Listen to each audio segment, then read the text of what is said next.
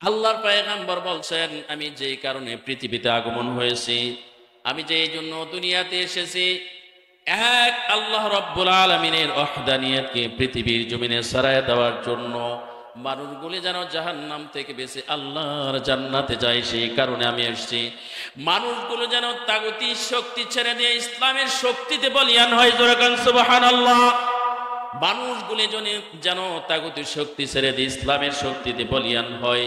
মানুষগুলি যেন অসৎ পথ থেকে সৎ পথে এসে ভালো মানুষে রূপান্তরিত হয়। এই জন্য আমি পয়গম্বর দুনিয়াতে এসেছি। আল্লাহর পয়গম্বর উকবা ইবনে আবি মুয়াইতকে বলছে, উকবা শোনো, এই মুহূর্তে যদি তুমি আমার এই কালিমা পড়ে মুসলমান হও, তবে আমি তোমার বাড়িতে খানা গ্রহণ করব, অন্যথায় বাড়ি ছেড়ে চলে যাব। উকবা ইবনে আবি মুয়াইত বিচক্ষণ ব্যক্তি ছিলেন, জ্ঞানী ব্যক্তি ছিলেন, কিন্তু মুশরিক, কাফের, বেদিন, বেঈমান, ইসলামের বিরুদ্ধে অবস্থান করে, রাসূলের বিরুদ্ধে অবস্থান করে, কোরআনের বিরুদ্ধে অবস্থান করে, মুসলমানদের বিরুদ্ধে অবস্থান করে। উকবা ইবনে আবি মুয়াইত মুহূর্তের ভিতরে চিন্তা চেতনা ধ্যান ধারণা চেঞ্জ করে নিল। উকবা ইবনে আবি মুয়াইত বলছে, মুহাম্মদ যদি আমার বাড়িতে খানা গ্রহণ পূর্বক বাড়ি ত্যাগ করে চলে যায়, মক্কার সমস্ত মানুষগুলি আমাকে বলবে, এ উকবা, কেমন তুমি খারাপ লোক, যে উকবা ইবনে আবি মুয়াইতের বাড়ি লক্ষ লক্ষ মানুষ এসে আমন্ত্রণ গ্রহণ করে চলে যায়। একটি ভদ্র, নম্র, শিষ্টাচার, আদব, আখলাকে ভরপুর, যার মধ্যে তার নাম হচ্ছে মুহাম্মদ আরবি সাল্লাল্লাহু আলাইহি ওয়াসাল্লাম, তোমার বাড়িতে খানা গ্রহণ করার জন্য এসে তুমি তার সঙ্গে অভদ্রতা আচরণ করার কারণে তোমার বাড়ি ছেড়ে চলে গেছে, খানা গ্রহণ করে নাই। মক্কার মানুষেরা আমাকে ভৎসনা দিবে। এই জন্য উকবা ইবনে আবি মুয়াইত মুহূর্তের ভিতরে পয়গম্বরকে বললেন, পয়গম্বর বলো তোমার কালেমা আমি পড়ব। উকবা ইবনে আবি মুয়াইতের সামনে আল্লাহর পয়গম্বর এবার বলছেন, পড়ুন, আশহাদু আল্লা ইলাহা ইল্লাল্লাহু ওয়া আশহাদু আন্না মুহাম্মাদান আবদুহু ওয়া রাসূলুহু সাল্লাল্লাহু আলাইহি ওয়াসাল্লাম। মুসলমান বাবাজিরা আমার, আল্লাহর পয়গম্বর গায়েব জানেন না।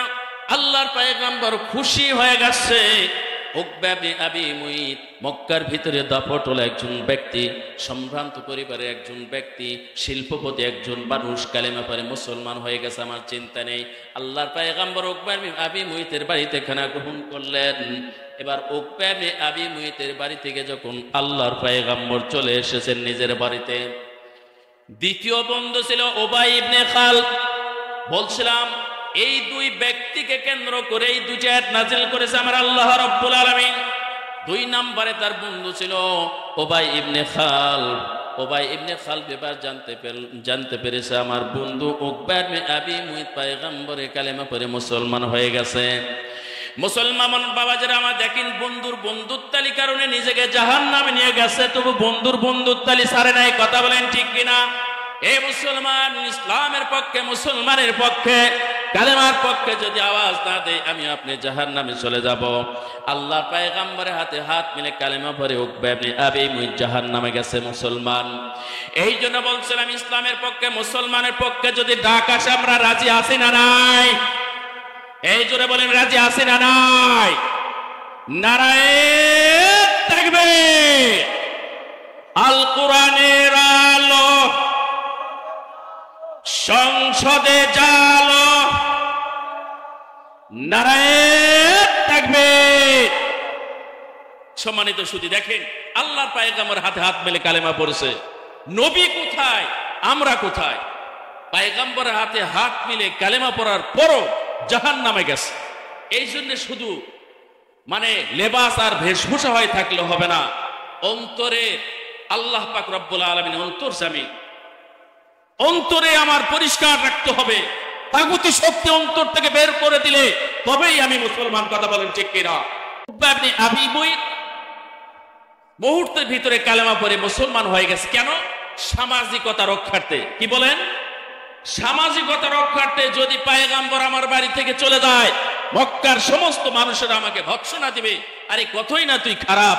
একজন ভদ্র ব্যক্তি তোর বাড়ি থেকে দুটো খানা গ্রহণ করার জন্য গিয়েছে, তার সঙ্গে খারাপ ব্যবহার করার কারণে সে মুহাম্মদ চলে এসেছে বাড়ি ত্যাগ করে।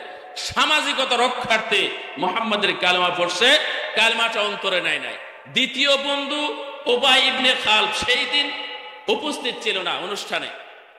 পরবর্তী সময়ে জানতে পারলো যে আমার বন্ধু উকবা ইবনে আবি মুইত মুহাম্মাদের কালেমা পড়ে মুসলমান হয়ে গেছে। বলতেছে, আহারে, ছোট্ট কালের সেই ন্যাংটা বন্ধুত্বালি থেকে বড় হয়ে গেছি, ইসলামের বিরুদ্ধে, মুসলমানের বিরুদ্ধে, কালেমার বিরুদ্ধে আওয়াজ তুলেছি, আজকে আমার বন্ধু আমার থেকে চলে যাবে, মুহাম্মাদের পক্ষ নেবে?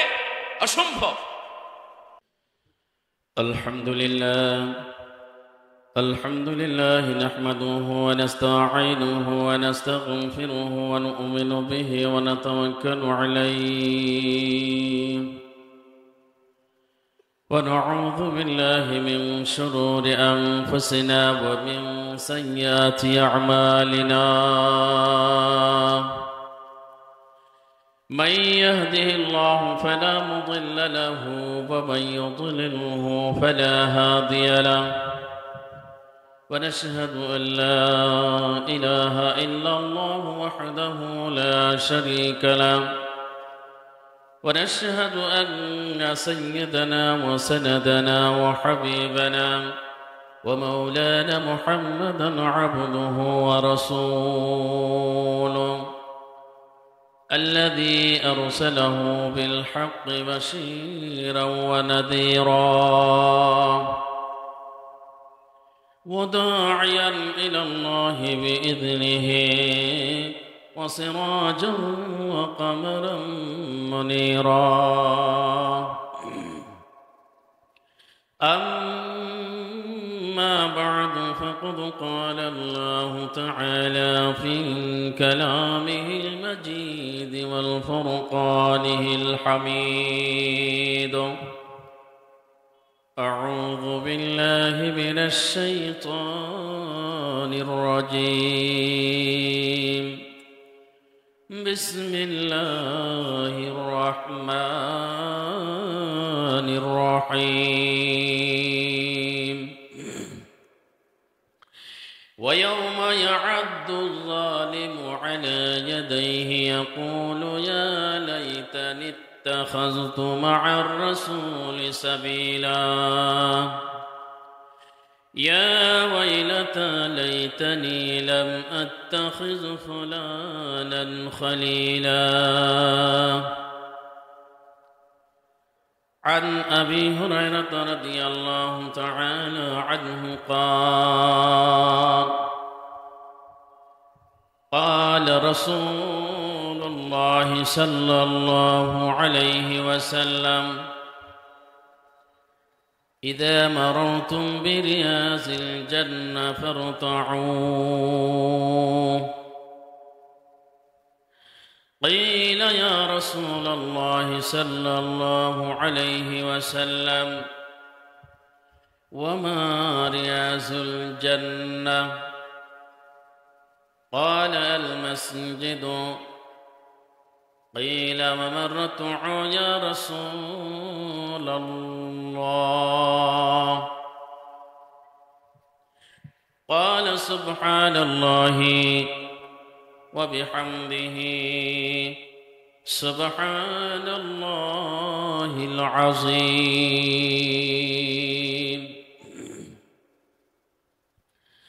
কে দিল তার মুখে হাসি, কে দিল তার মুখে হাসি, এমন সুন্দর কথা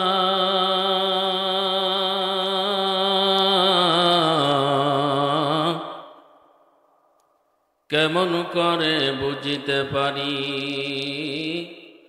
আপন জনের ব্যথা। লতা গাছে কে দিল রে, লতা গাছে কে দিল রে এত বড় কদু,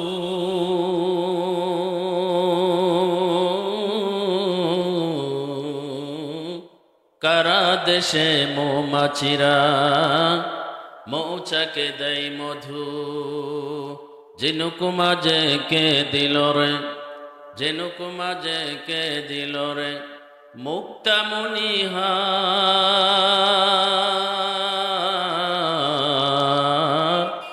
আখের মাঝে মিষ্টি মধু লাগছে চমৎকার। পাখির কণ্ঠে কে দিল রে, পাখির কণ্ঠে কে দিল রে মিষ্টি মধুর গান।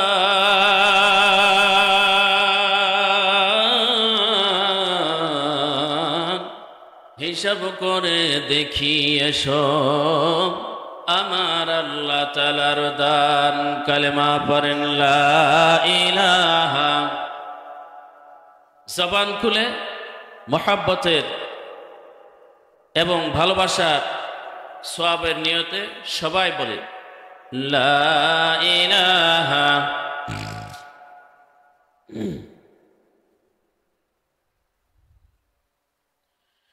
লা ইলাহা। পাখি যদি হতাম আমি উড়ে যেতাম মদিনা।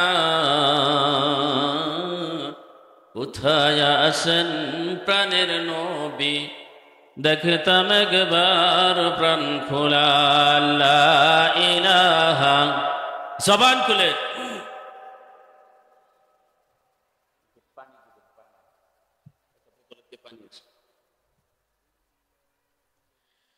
লা ইলাহা ইল্লাল্লাহু মুহাম্মাদুর রাসূলুল্লাহ সাল্লাল্লাহু আলাইহি ওয়াসাল্লাম। গোপীনাথপুর পূর্বপাড়া তরুণ যুব সমাজ ও এলাকাবাসীর উদ্যোগে চতুর্থতম আজকের তাফসিরুল কোরআন মাহফিলের সম্মানিত সভাপতি উপস্থিত আছেন আমার মঞ্চে আমার শ্রদ্ধেয় বড় ভাই সুমন ভাই, আমি জামাতে ইসলাম বাংলাদেশ মহাদেবপুর উপজেলা শাখা সহ প্রধান অতিথির আগমন শুভেচ্ছা স্বাগতম। প্রধান অতিথির আগমন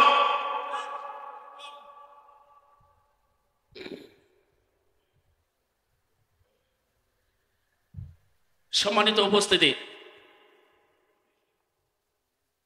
আল্লাহ পাক রব্বুল আলামিন আমাদেরকে যে একটি দিনী মাজলিসে বসার এবং কোরআন ও হাদিসের আলোচনা শোনার এবং জানার তদনুযায়ী আমল করার মতো যে রব্বুল ইজ্জাত আমাকে আপনাকে সুযোগ করে দিলেন, সেই মহান মালিকের দরবারে কৃতজ্ঞতা প্রকাশার্থে শুকরিয়ার লক্ষ্যে সবাই জবান খুলে বলে আলহামদুলিল্লাহ। কি ভাই, জবান খুললে গুনাহ হবে? কি জবান খুললে গুনাহ হবে?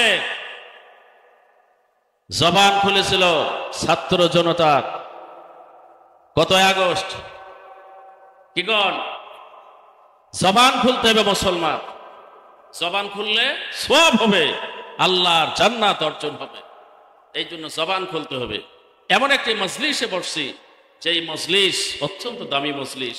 কোরআন ও হাদিসের আলোচনা হবে, শুনবো জানবো, আমল করার মতো আল্লাহ রাব্বুল আলামিন আমাদের সকলকে, শ্রোতা বক্তা উভয়কে আমল করার মন তৌফিক ইনায়েত করুন। সবাই বলেন আল্লাহুম্মা আমিন। সম্মানিত উপস্থিতি, আসুন, আমার দুই পাশে দুই যোগ্য ব্যক্তি বসা, আমার সে অনেক জ্ঞানে গুণে অধিকারী। আল্লাহ পাক আমাকে স্বল্প সময় দিয়েছেন এবং কর্তৃপক্ষ এটা বলে দিয়েছেন যে অল্প সময় হুজুর আপনার। এই স্বল্প সময়ে অল্প কথার মধ্য দিয়ে এটি টানবো ইনশাআল্লাহ। কে বলেন স্বল্প সময় অল্প কথা? সময় যত বেশি কথাও হবে বেশি। তো এই জন্য স্বল্প সময় আসুন, আল্লাহ পাক রব্বুল আলামিন আমাদেরকে এই জবান দিয়েছেন, এই শরীর দিয়েছেন স্বল্প সময়ের জন্য। 60, 70, 100, 80, 90 এই বছর জিন্দেগি আল্লাহ রাব্বুল আলামিনের পথে কাটাতে হবে, না তাগুতের পিছনে কাটাতে হবে? কথা বলেন। মুসলমান হিসাবে আওয়াজ হতে হবে। আমাদের এই জীবন, আমাদের এই যৌবন, আমাদের এই ক্ষমতা সব ইসলামের পক্ষে, মুসলমানের পক্ষে, কালেমার পক্ষে ব্যয় করতে হবে। কথা বলেন ঠিক কিনা? মুসলমান হিসাবে যদি আমি আপনার এই জবান, আমার এই জবান তাগুতের পিছনে যদি ব্যয় করি, কশিন কালেও আল্লাহর জান্নাত পাবো না। কথা বলেন ঠিক কিনা? এই জন্য সম্মানিত সাথী, আসুন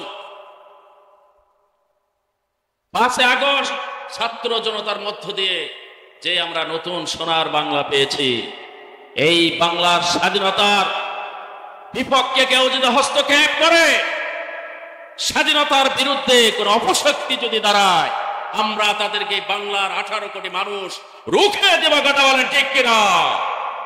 সম্মানিত বন্ধু, আসুন মসজিদ ভিত্তিক আলোচনা, মসজিদ ভিত্তিক আলোচনা সূরা আল ফুরকানের খুব সময় অল্প, আমার 2 ঘন্টা 1.5 ঘন্টা হলে বয়ানের একটা শেষ পর্যায়ে পৌঁছতে পারে, খুব সময় অল্প। মসজিদ ভিত্তিক আলোচনা যুব সমাজের উদ্যোগে আয়োজন করেছে। যতই হোক ক্লেশ, যুবকেরাই গড়বে দেশ। কথা বলেন ঠিক কিনা?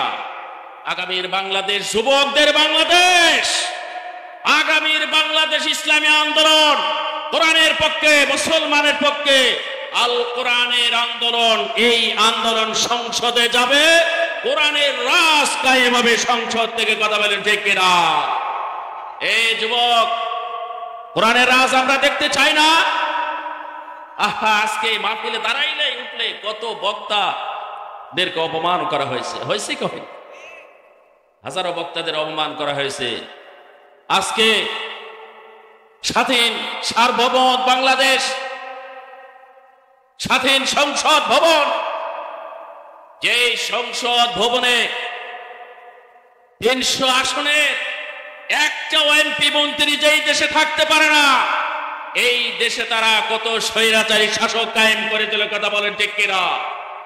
আমার পৃথিবীর ইতিহাসে, আমার জানা মতে পৃথিবীতে এমন কোন ইতিহাস নেই যেই দেশে স্বৈরাচারের পতন হলে কিভাবে একটা পার্লামেন্টে 300 সদস্য, একটি সদস্য দেশে থাকতে পারে না। এই জন্য সম্মানিত উপস্থিতি, আসুন আমরা আগামীর পার্লামেন্ট করব আল কোরআন দিয়ে। কথা বলেন ঠিক কিনা? এই যুবকরা যে আছেন তো, عن أبي هريرة رضي الله تعالى عنه قال رسول الله صلى الله عليه وسلم إذا بررتم برياض الجنة فارتعوا. قيل يا رسول الله صلى الله عليه وسلم وما رياض الجنة؟ قال المسجد. قيل وما الرتع يا رسول الله؟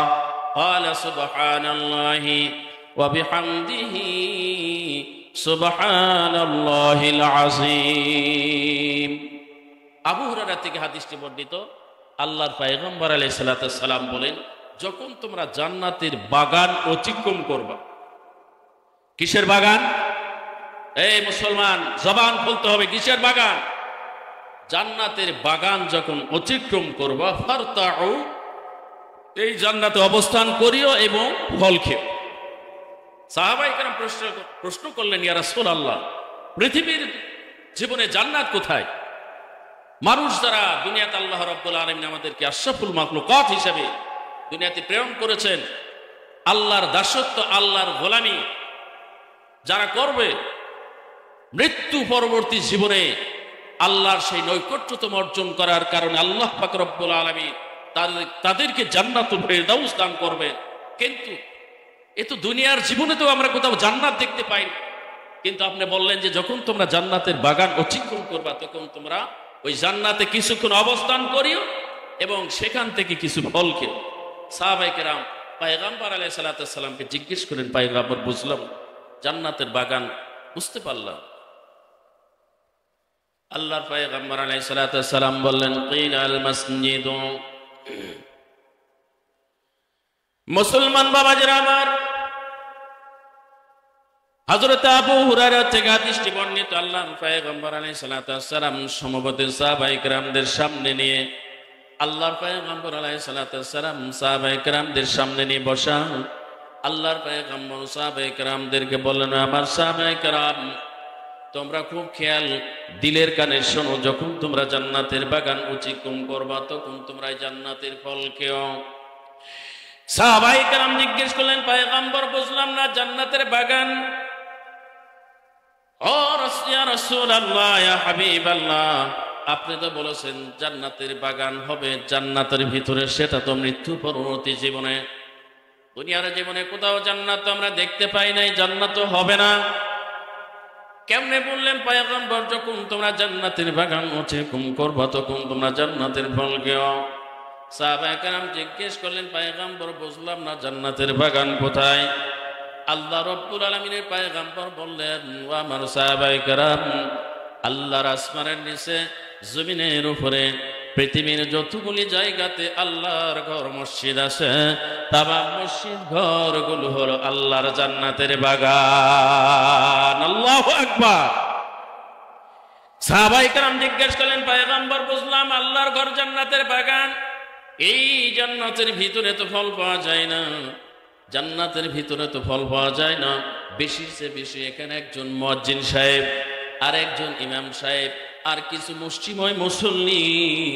ওগো পয়গম্বর বুঝলাম না এটা আবার কেমনে জান্নাতের বাগান হয়? জান্নাতের বাগান হলো, কিন্তু এই জান্নাতের বাগানের ভিতরে তো কোনো ফল পাওয়া যায় না।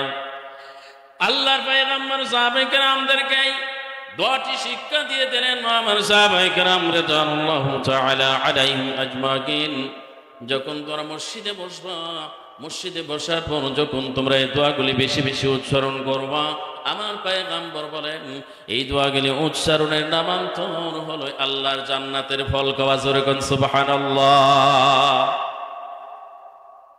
দোয়াটি সুবহানাল্লাহি ওয়া বিহামদিহি সুবহানাল্লাহিল আযীম।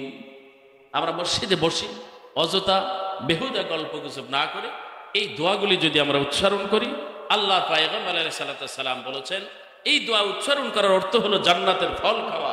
জান্নাতের ফল খাওয়ার অর্থই হলো আল্লাহ পাকের জান্নাত হাসিল হয়ে যাওয়া। জোরে কোন আল্লাহুম্মা আমিন। ভাই, আল্লাহর জান্নাত চাই কি চাই না? আল্লাহর জান্নাত চাই কি? জান্নাত এমনিতে আসবে? এই মুসলমান হিসেবে আওয়াজ দিতে হবে, জান্নাত এমনিতে আসবে? এই জান্নাতের পিছনে, এই ইসলামের পিছনে হযরতে আমির হামজা রাদিয়াল্লাহু তাআলা টকবগে যুবকের রক্তের বিনিময়ে ইসলাম এই পর্যন্ত এসেছে। কথা বলেন ঠিক কিনা? হে মুসলমান, রক্ত যদি না দেই, জীবন যদি না দেই, শাহাদাত বরণ যদি না করি, ইসলামের ছায়াতলে আসা কশিন কালো সম্ভব নয়, সম্ভব নয়। কথা বলেন ঠিক কিনা? সম্মানিত ভাইরা, আসুন, এই জন্য আমরা মুসলমান নামে মাত্র, মুসলমান নামে মাত্র। কেমনে নামে মাত্র মুসলমান? আমরা মনে করছি হজ করছি, নামাজ পড়ি, যাকাত দেই, ধার্মিকতার লেবাস লাগাইছি, সামাজিকতা বজায় রাখি, মসজিদে যাই, মাদ্রাসাকে ভালোবাসি, আলিম ওলামাকে ভালোবাসি, এটাই তো ইসলাম। কি আমরা তো তাই মনে করি? দাড়ি রাখছি, নামাজ পড়ি, হজ করি, যাকাত দেই, সামাজিকতা বজায় রাখি, ধর্মীয় কাজগুলিতে অংশগ্রহণ করি, এটার নামই তো ইসলাম। কি আমরা এরকম মনে করি কি করি না ভাই? ইসলাম এত সস্তা না।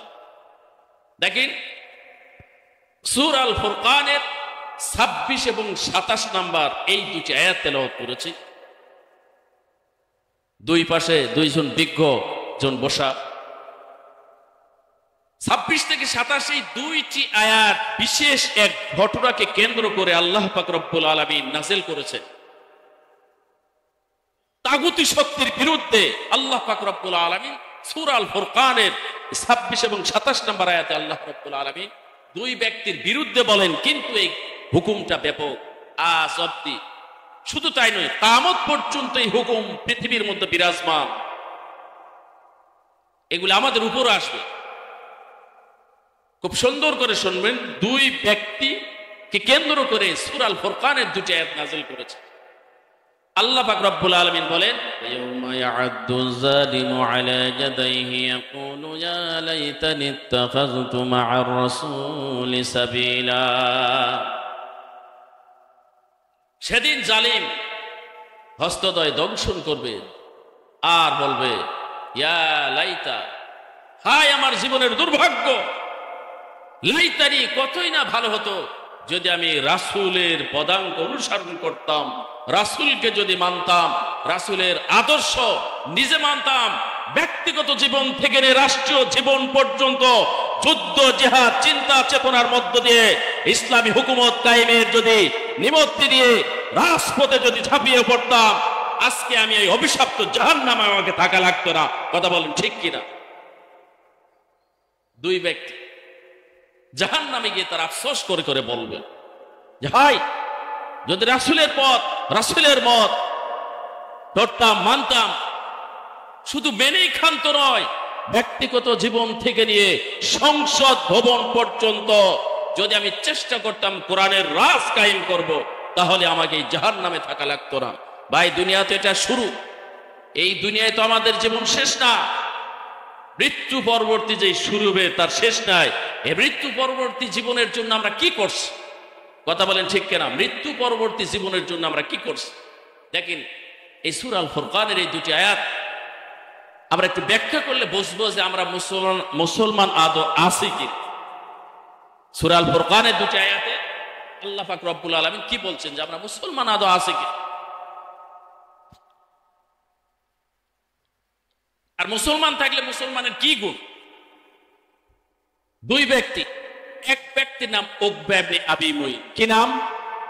কথা বলেন ভাই, কি বোঝেন না বাংলা নাকি? 30 লক্ষ মানুষের রক্তের বিনিময়ে এই সোনার বাংলার স্বাধীনতা অর্জন করেছে। আজকের এই বিজয় দিবস মাস চলতেছে, আমরা সেই পাকিস্তানি হানাদার বাহিনীর কাছ থেকে আমরা উর্দু ভাষাকে বর্জন করে বাংলা ভাষা অর্জন করেছি। কথা বলেন ঠিক কিনা? কিন্তু আজকে আসে সেই বাংলা ভাষার কথা আমরা বুঝতেছি না, মনে হয় স্লোগান নেই, আওয়াজ নেই। মুসলমান হিসাবে আওয়াজ থাকতে হবে। হযরতে শাহজালাল রহমতুল্লাহ আলাইহি এক আওয়াজে গৌর গোবিন্দর মসনদ তছনছ হয়ে গেছে। কথা বলেন ঠিক কিনা? সম্মানিত সাথী ও বন্ধুগণ, আসুন, দুই ব্যক্তি, এক ব্যক্তি হলো উকবা ইবনে আবী মুঈত, দ্বিতীয় ব্যক্তি উবাই ইবনে খালদ। কি নাম বললাম? উকবা ইবনে আবী মুঈত, উবাই ইবনে খালদ, দুই ব্যক্তি। উকবা ইবনে আবী মুঈত মক্কার মুশরিক নেতা, অনেক টাকাওয়ালা, কোটিপতি যাকে বলা হয়। তার অভ্যাস ছিল সে টাকাওয়ালা ব্যক্তি, বাহিরের দেশে সফর করে। যখন বাহিরের দেশে সফর থেকে নিজের দেশে প্রত্যাবর্তন করে, তখন ভোজ্য অনুষ্ঠান করে গণ্যমান্য ব্যক্তিদেরকে দাওয়াত করে খাওয়ায়। যারা সমাজের শিল্পপতি, কোটিপতি, সমাজপতি, রাজনীতিবিদ, এদেরকে দাওয়াত দিয়ে খাওয়ায়। লিডারকে বলা হলো যে লিডার, আপনি প্রতি 12 এই কাজটা করেন, মনে হয় এক ভদ্রলোককে আপনি দাওয়াত দিতে ভুলে গেছেন। কোন ভদ্রলোক? বলতেছে আল্লাহর পয়গম্বর মুহাম্মদুর রাসূলুল্লাহ সাল্লাল্লাহু আলাইহি ওয়াসাল্লাম। বলছেন হ্যাঁ তাই তো, তাকেও তো দাওয়াত দেওয়া দরকার। সে একজন সম্ভ্রান্ত পরিবারের সম্ভ্রান্ত ছেলে, ভদ্র, নম্র, শিষ্টাচার, আচার, আখলাক, তাহজিব, তামাদ্দুনে অতুলনীয়, তাকেও তো দাওয়াত করা যায়। উকবা ইবনে আবী মুঈত আল্লাহর পয়গম্বর মুহাম্মদ রাসূলুল্লাহ সাল্লাল্লাহু আলাইহি ওয়াসাল্লামকে দাওয়াত করলেন, অমুক তারিখে আমার বাড়িতে তোমার দাওয়াত, আমন্ত্রণ দিলাম, তুমি অমুক তারিখ আমার বাড়িতে আসবে। আল্লাহ পয়গম্বর বলছেন ইনশাআল্লাহ আমি যাব। যত টাইমে দিনক্ষণ ঠিক হয়ে গেছে, উকবা ইবনে আবী মুঈত, খুব সংক্ষিপ্তে বলছে, উকবা ইবনে আবী মুঈত আল্লাহর পয়গম্বর বাড়িতে গিয়েছেন দাওয়াত খাওয়ার জন্য। আমন্ত্রণ করে গেছেন, গ্রহণ করার জন্য বাড়িতে গেছে। উকবা ইবনে আবী মুঈত বাড়িতে গিয়েছেন দাওয়াত খাওয়ার জন্য। খানা পরিবেশন করা হয়েছে, পরিবেষ্টিত খানা সকলেই খাচ্ছে। উকবা ইবনে আবী মুঈত ঘুরে ঘুরে দেখতেছে আমার কোন মেহমান আসলো, কোন অতিথি আসলো, কে আসলো না। ঘুরে ঘুরে দেখতে দেখতে দেখলো এক পর্যায়ে আল্লাহর পয়গম্বর মুহাম্মদুর রাসূলুল্লাহ খানা খাচ্ছে। আল্লাহর পয়গম্বর তাফসীর মধ্যে লেখা, আল্লাহর পয়গম্বর উকবা ইবনে আবী মুঈতকে বললেন, হে মুহাম্মদ, সমস্ত মানুষগুলি খানা খায়, তুমি কেন খানা খাও না? তুমি কেন হাত গুটিয়ে বসে আছো? আল্লাহর পয়গম্বর উকবা ইবনে আবী মুঈতকে ডেকে ডেকে বলছে, উকবা শোনো, আমি তোমার খানা গ্রহণ করতে পারি একটি শর্তে। উকবা ইবনে আবী মুঈত বলছে, বন্ধু বলো কি শর্ত? পয়গম্বর বলো তোমার কি শর্ত? তোমার শর্তটি আমি মেনে নিব বলো। আল্লাহর পয়গম্বর বলছে, উকবা আমি যে শর্তটি দেব এই শর্তটিতে যদি তুমি মেনে নাও তাহলে তোমার বাড়িতে খানা খাবো, অন্যথায় তোমার বাড়িতে খানা না গ্রহণ করে আমি বাড়ি ত্যাগ করে চলে যাব। আল্লাহর পয়গম্বরের সামনে উকবা ইবনে আবি মুইত বলছে, মুহাম্মদ বলো তোমার শর্ত কি? আল্লাহর পয়গম্বর বলছেন, আমি যেই কারণে পৃথিবীতে আগমন হয়েছি, আমি যেই জন্য দুনিয়াতে এসেছি, এক আল্লাহ রাব্বুল আলামিনের ওয়াহদানিয়তকে পৃথিবীর জমিনে ছড়ায় দেওয়ার জন্য, মানুষগুলি যেন জাহান্নাম থেকে বেঁচে আল্লাহর জান্নাতে যায়, সেই কারণে আমি এসেছি। মানুষগুলো যেন তাগুতি শক্তি ছেড়ে দিয়ে ইসলামের শক্তিতে বলিয়ান হয়, জোরে কান সুবহানাল্লাহ। মানুষগুলি যেন তাগুতি শক্তি ছেড়ে দিয়ে ইসলামের শক্তিতে বলিয়ান হয়, মানুষগুলি যেন অসৎ পথ থেকে সৎ পথে এসে ভালো মানুষে রূপান্তরিত হয়, এই জন্য আমি পয়গম্বর দুনিয়াতে এসেছি। আল্লাহর পয়গম্বর উকবা ইবনে আবি মুইতকে বলছে, উকবা শোনো, এই মুহূর্তে যদি তুমি আমার এই কালিমা পড়ে মুসলমান হও তবে আমি তোমার বাড়িতে খানা গ্রহণ করব, অন্যথায় বাড়ি ছেড়ে চলে যাব। উকবা ইবনে আবি মুইত বিচক্ষণ ব্যক্তি ছিলেন, জ্ঞানী ব্যক্তি ছিলেন, কিন্তু মুশরিক, কাফের, বেদিন, বেঈমান, ইসলামের বিরুদ্ধে অবস্থান করে, রাসূলের বিরুদ্ধে অবস্থান করে, কোরআনের বিরুদ্ধে অবস্থান করে, মুসলমানদের বিরুদ্ধে অবস্থান করে। উকবা ইবনে আবি মুইত মুহূর্তের ভিতরে চিন্তা চেতনা ধ্যান ধারণা চেঞ্জ করে নিল।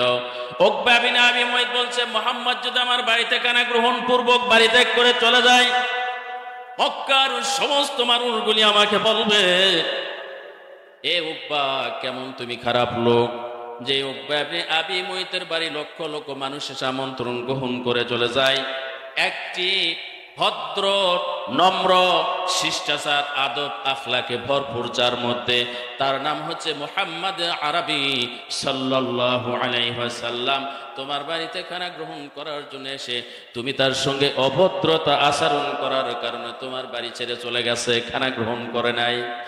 মক্কার মানুষেরা আমাকে ভৎসনা দিবে, এই জন্য উকবা ইবনে আবি মুইত মুহূর্তের ভিতরে পয়গম্বরকে বললেন, পয়গম্বর বলো তোমার কালেমা আমি পড়ব। উকবা ইবনে আবি মুইতের সামনে আল্লাহর পয়গম্বর এবার বলছেন, পড়ুন, আশহাদু আল্লা ইলাহা ইল্লাল্লাহু ওয়া আশহাদু আন্না মুহাম্মাদান আবদুহু ওয়া রাসূলুহু সাল্লাল্লাহু আলাইহি ওয়াসাল্লাম। মুসলমান বাবাজিরা আমার, আল্লাহর পয়গম্বর গায়েব জানেন না, আল্লাহর পয়গম্বর খুশি হয়ে গেছে। উকবা ইবনে আবি মুইত মক্কার ভিতরে দাপটল একজন ব্যক্তি, সম্ভ্রান্ত পরিবারের একজন ব্যক্তি, শিল্পপতি একজন মানুষ, কালেমা পড়ে মুসলমান হয়ে গেছে, আমার চিন্তা নেই। আল্লাহর পয়গম্বর উকবা ইবনে আবি মুইতের বাড়িতে খানা গ্রহণ করলেন। এবার উকবা ইবনে আবি মুইতের বাড়ি থেকে যখন আল্লাহর পয়গম্বর চলে এসেছেন নিজের বাড়িতে, দ্বিতীয় বন্ধু ছিল উবাই ইবনে খালদ। বলছিলাম এই দুই ব্যক্তিকে কেন্দ্র করে এই দুই আয়াত নাযিল করেছে আমার আল্লাহ রাব্বুল আলামিন। দুই নম্বরে তার বন্ধু ছিল উবাই ইবনে খালদ। উবাই ইবনে খালদ এবার জানতে পেরেছে আমার বন্ধু উকবা ইবনে আবি মুইত পয়গম্বরের কালেমা পড়ে মুসলমান হয়ে গেছে। মুসলমান বাবাজিরা আমার দেখেন, বন্ধুর বন্ধুত্বালি কারণে নিজেকে জাহান্নামে নিয়ে গেছে, তবু বন্ধুর বন্ধুত্বালি ছাড়ে নাই। কথা বলেন ঠিক কিনা? এই মুসলমান ইসলামের পক্ষে, মুসলমানের পক্ষে, কালেমার পক্ষে যদি আওয়াজ না দেয়, আমি আপনি জাহান্নামে চলে যাব। আল্লাহ পয়গম্বরের হাতে হাত মিলে কালেমা পড়ে উকবা ইবনে আবি মুইত জাহান্নামে গেছে মুসলমান। এই জন্য বলছিলাম ইসলামের পক্ষে, মুসলমানের পক্ষে যদি ডাক আসে আমরা রাজি আছি না নাই? এই জোরে বলেন, রাজি আছি না নাই? নারায়ে তাকবীর। আল কোরআনের আলো সংসদে জালো,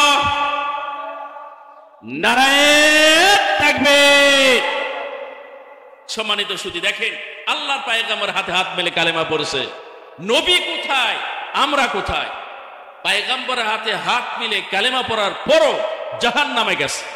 এই জন্য শুধু লেবাস আর বেশভূষা হয়ে থাকলে হবে না, অন্তরে আল্লাহ পাক রব্বুল আলামিন অন্তর্যামী, অন্তরে আমার পরিষ্কার রাখতে হবে।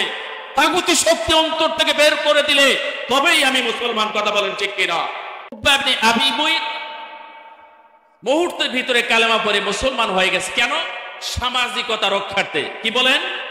সামাজিকতা রক্ষার্থে যদি পয়গম্বর আমার বাড়ি থেকে চলে যায়, মক্কার সমস্ত মানুষেরা আমাকে ভৎসনা দিবে, আরে কতই না তুই খারাপ, একজন ভদ্র ব্যক্তি তোর বাড়ি থেকে দুটো খানা গ্রহণ করার জন্য গিয়েছে, তার সঙ্গে খারাপ ব্যবহার করার কারণে সে মোহাম্মদ চলে এসেছে বাড়ি ত্যাগ করে।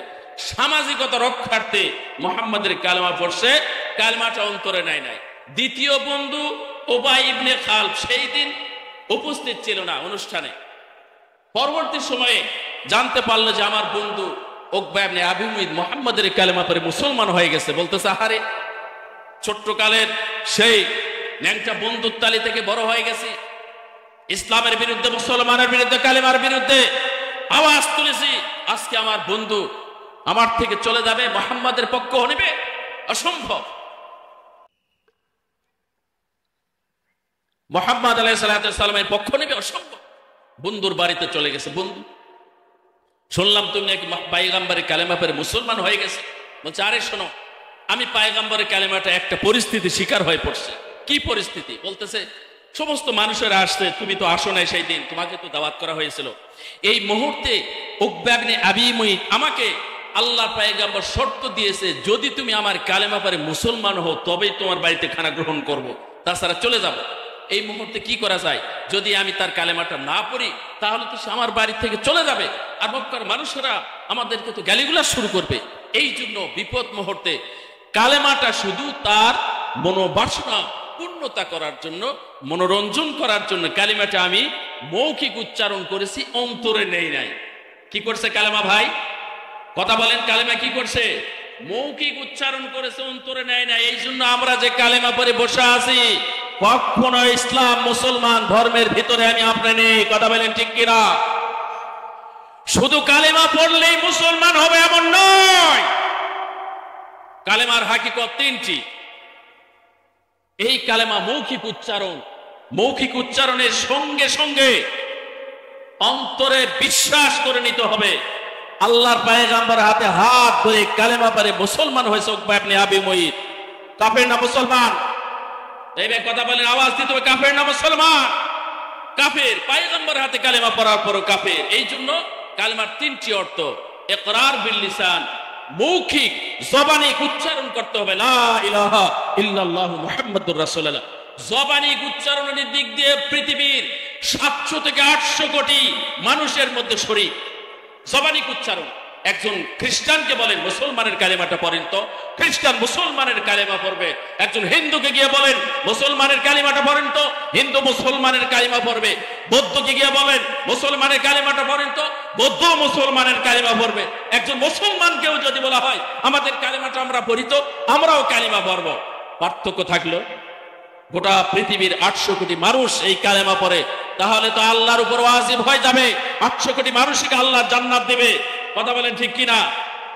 তাহলে তো কালিমা যারাই পড়ছে তারাই ঈমান, যারাই পড়ছে তারাই মুসলমান না। কালিমা পড়ছে মৌখিক উচ্চারণ, সঙ্গে সঙ্গে অন্তরে বিশ্বাস। এই অন্তর থেকে যত কুফরি, তন্ত্র মন্ত্র, সেকুলারিজম, ধর্ম নিরপেক্ষতা আছে, সবগুলিকে অন্তর থেকে দূর করে দিতে হবে, তবেই আমি আপনি মুসলমান। কথা বলেন ঠিক কিনা? সম্মানিত সুধী, আসুন আমরা এই অন্তর থেকে ধর্ম নিরপেক্ষতাবাদী এটাকে আমরা তুলতে পেরেছি। এই ভাই মুসলমান হিসেবে আওয়াজ দিতে হবে। ধর্মকে অন্তরে গেঁথে নিয়ে আমরা দ্বীন ইসলামের পথে কাজ করছি। যদি এটাই সত্য হয়, আগামী দিনে আল কোরআনের রাজ কায়েম হবে, বাংলাদেশ ইসলামী হুকুমত অনুযায়ী চলবে। আমরা সবাই রাজি কিনা? দুহাত তুলে আল্লাহকে দেখান। নারায়ে তাকবীর, নারায়ে তাকবীর। আল কোরআনের আলো সংসদে জালো, নারায়ে তাকবীর। আসুন উকবা ইবনে আবি মুইত দেখেন, উকবা ইবনে আবি মুইত দেখেন, পয়গম্বরের কালেমা পড়ছে, তারপরও মুসলমান নয়। তাহলে আমরা বুঝলাম যে শুধু কালেমা পড়লেই মুসলমান হওয়া যায় না। আল্লাহর পয়গম্বর মনে করছে যাক উকবা ইবনে আবি মুইত মুসলমান হয়ে গেছে, আমার কিছুটা হলেও শক্তি বাড়বে। আল্লাহর পয়গম্বর গায়েব জান না, গায়েবের মালিক কে? গায়েবের মালিক কে? 5 আগস্ট দুপুরে টাইম, খানা রেডি, খানা খাবো, খানা খাওয়া হয়নি, গায়েবের মালিক কে? জোরে কোন গায়েবের মালিক কে? আল্লাহ পাক রব্বুল আলামিনের শক্তি, কেমন শক্তি সেই দিন দেখায় দিয়েছে। ফেরাউন এত জুলুম করে নাই, ফেরাউন এত অত্যাচার করে নাই, যা 15 থেকে 16 বছর মানুষের উপর যা অত্যাচার করা হয়েছে, বিশেষ করে এই আলিম ওলামার বংশে, বিশেষ করে এই ওয়াজের প্যান্ডেলগুলিতে যে হামলা করা হয়েছে, ওলামায়ে কেরামদেরকে যে অশ্রদ্ধা করা হয়েছে, আল্লাহ পাকের গজব আসার কারণে 5 আগস্ট দুপুরের খানার পর্যন্ত ভাগ্যে জোটে নাই। কথা বলেন ঠিক কিনা? একটু কালেমা পড়ি, লা ইলাহা লা ইলাহা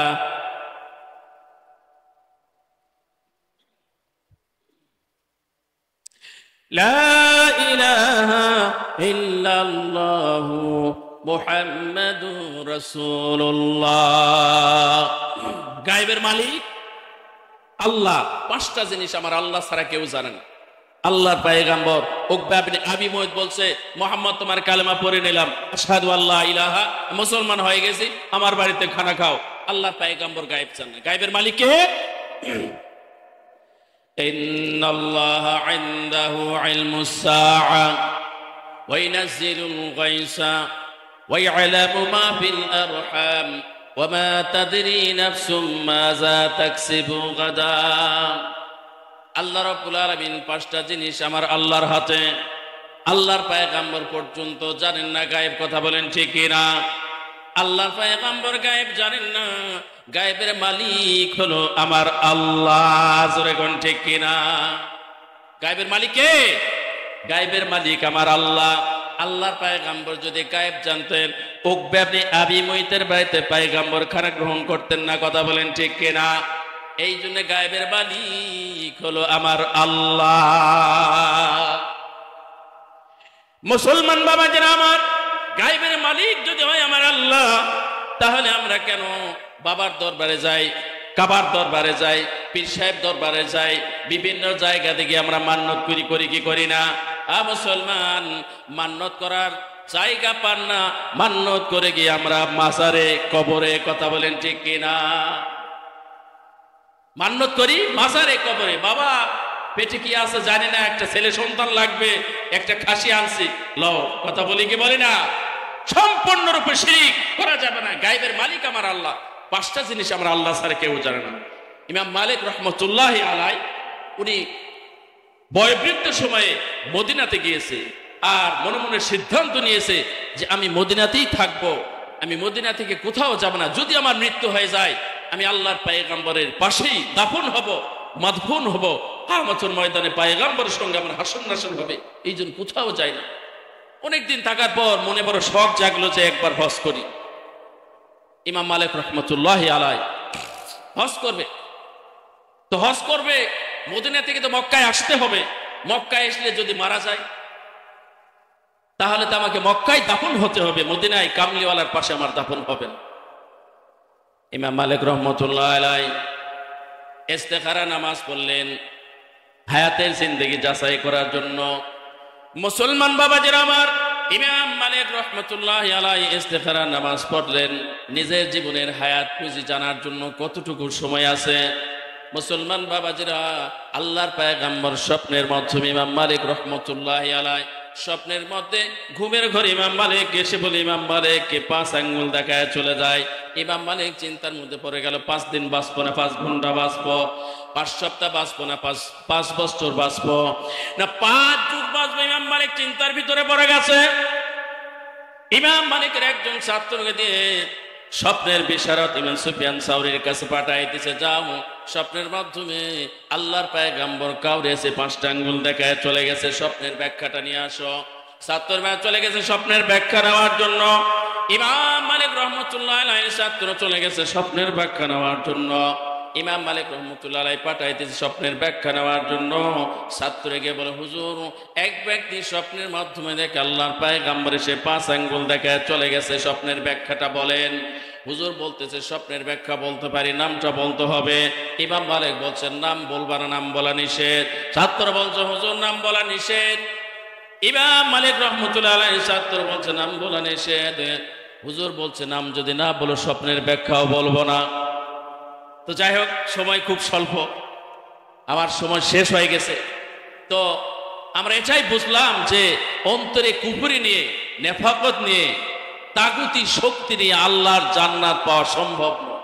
এই জন্য তাগুতি শক্তি, নেফাকি শক্তি অন্তর থেকে বের করে দিয়ে আল্লাহ এবং আল্লাহ রাসূলের শক্তিতে বলিয়ান হয়ে আগামীর সংসদ, ইসলামী সংসদ, আগামী সংসদ আল কোরআনের রাজ কায়েমের সংসদের জন্য যদি ডাক আসে মুসলমান, আমরা সবাই এই ডাকে সাড়া দিয়ে আল কোরআনের রাজ বাংলাদেশে কায়েম করে তবে আমরা মারা যাবো ইনশাআল্লাহ।